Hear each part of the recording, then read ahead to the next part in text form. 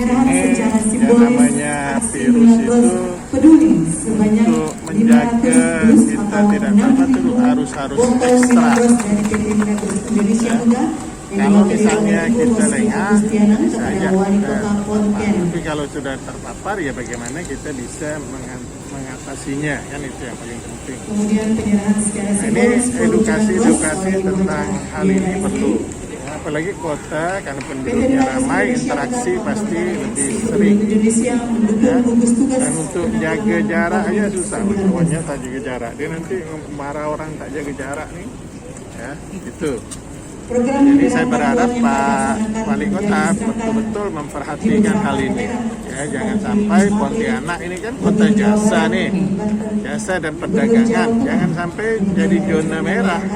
Nah, kalau itu terjadi, maka ya akan berdampak pada kegiatan jasa dan perdagangan. Namanya harus jaga. Makanya kita tepat itu karena tadi itu kita nggak mau jadi kota zona merah. Nah kalau zona merah berarti kan di situ kegiatan pendidikan terhenti, kegiatan ekonomi terhenti sementara sampai berubah ya.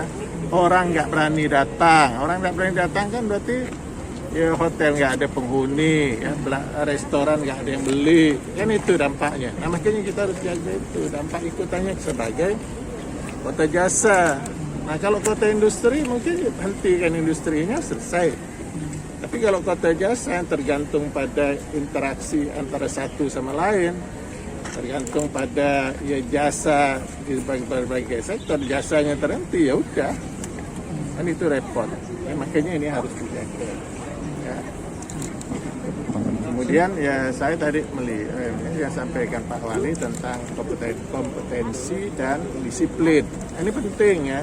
Ini harus dipertahankan terus kompetensi. Akhirnya jaga betul gitu. Tempatkan seseorang pada jabatan harus sesuai dengan latar belakangnya, ya, latar belakang pendidikan, alur jabatan yang pernah dia emban, ya. Kemudian disiplin ini modal dasar. Tanpa disiplin mustahil bisa berinovasi. Tanpa kompetensi nggak mungkin berinovasi. Kota tidak bisa berinovasi, udah nggak mungkin bersaing dengan kota-kota lain. Itu kuncinya. Ya. Dan saya harap ya Pak Edi bisa buat itu lebih bagus ya. Gitu ya bersama Pak Ketua DPRD saling bersinergi ya untuk menyelesaikan masalah. Nah, tak boleh buat masalah.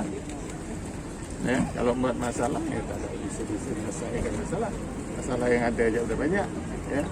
Kita ini kan ya tata kelola pemerintahan di dalam hal-hal ini. Nah, kemudian untuk Omnibus Law, nah sebagai kota jasa ya harus betul-betul mencermati apa langkah yang harus diambil.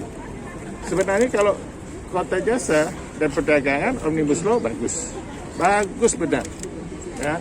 Karena di situ ada kemudahan berusaha, kemudahan berinvestasi, ya, kemudahan orang untuk membuat badan hukum usaha, kemudian tidak ada batasan modal minimal dan sebagainya, ini semuanya bagus.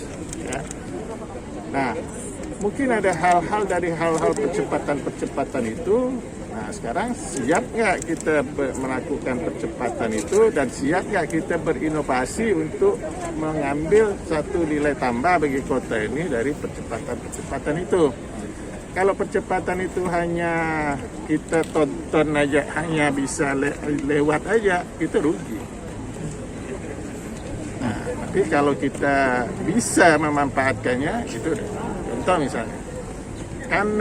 Karena data UMKM kita bagus, maka sekarang kan yang dapat bantuan sangat banyak, ya, banyak dibandingkan dengan kabupaten lain. Kenapa? Datanya bagus. Nah, dulu SPTU itu langsung konversi jadi izin usaha mikro. Banyak 13.000 dalam waktu 3 bulan selesai.